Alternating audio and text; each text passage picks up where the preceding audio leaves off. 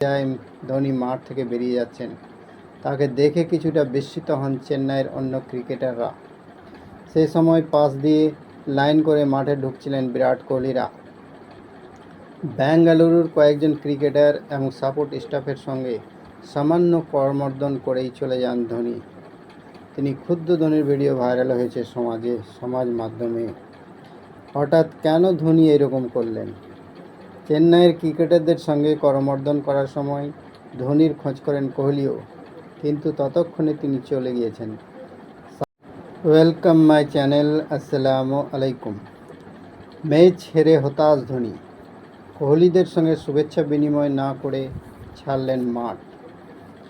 খেলা শেষ হওয়ার পর শুভেচ্ছা বিনিময়ের জন্য দু দলের ক্রিকেটাররা লাইন করে মাঠে ঢুকেছিলেন। চেন্নাই দলের একদম সামনে ছিলেন ধোনি। হঠাৎ দেখা যায় ধোনি মাঠ থেকে বেরিয়ে যাচ্ছে। কী এমন ঘটল যে ধোনি মাঠ থেকে বেরিয়ে গেলেন?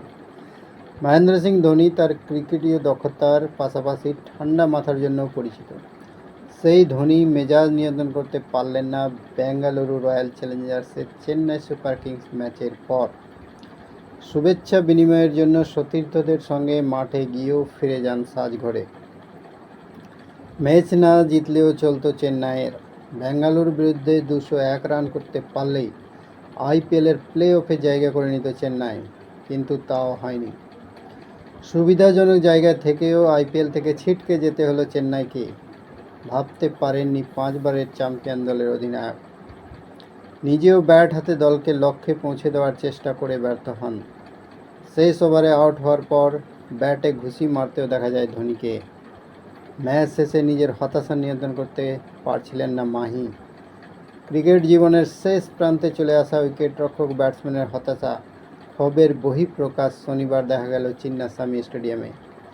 খেলা শেষ হওয়ার পর শুভেচ্ছা বিনিময়ের জন্য দু দলের ক্রিকেটাররা লাইন করে মাঠে ঢুকেছিলেন। চেন্নাই দলের একদম সামনে ছিলেন ধোনি। ধোনি মাঠ থেকে বেরিয়ে যাচ্ছেন। তাকে দেখে কিছুটা বিস্মিত হন চেন্নাইয়ের অন্য ক্রিকেটাররা। সেই সময় পাশ দিয়ে লাইন করে মাঠে ঢুকছিলেন বিরাট কোহলিরা। বেঙ্গালুরুর কয়েকজন ক্রিকেটার এবং সাপোর্ট স্টাফের সঙ্গে সামান্য করমর্দন করেই চলে যান ধোনি। তিনি ক্ষুব্ধ ধোনির ভিডিও ভাইরাল হয়েছে সমাজ মাধ্যমে। হঠাৎ কেন ধোনি এরকম করলেন?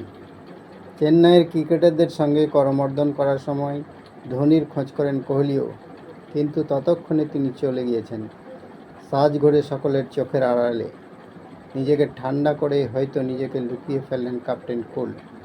শেষটা ব্যর্থতায় মোড়া হোক, কে আর চায়। ভিডিও এই পর্যন্তই।